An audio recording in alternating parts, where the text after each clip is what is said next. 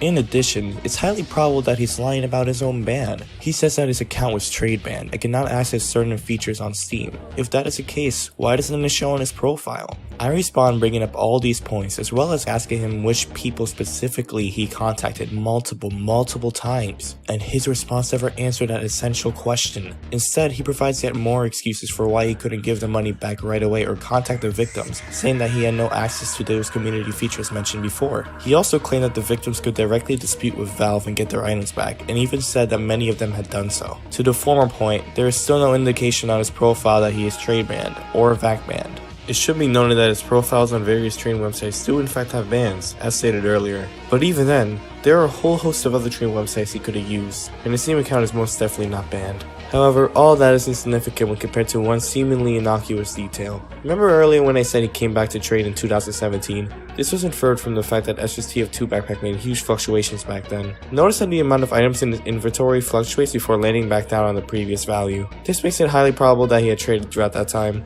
That said, the latter of these two claims are impossible.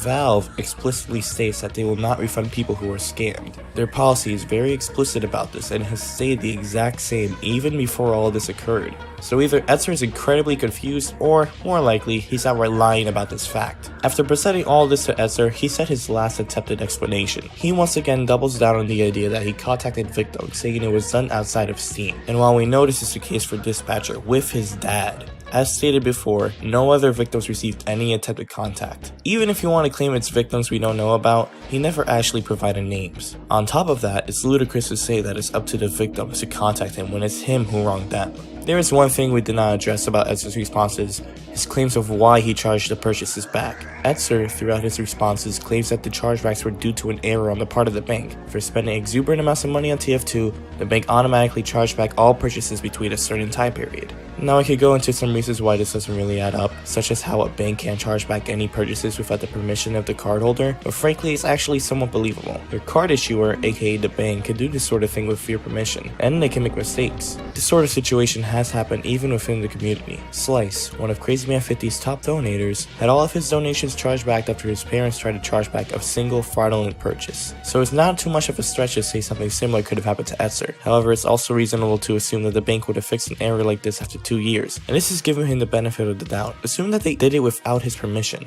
which is frankly impossible. And even then, the reason I didn't mention it is because it simply doesn't matter.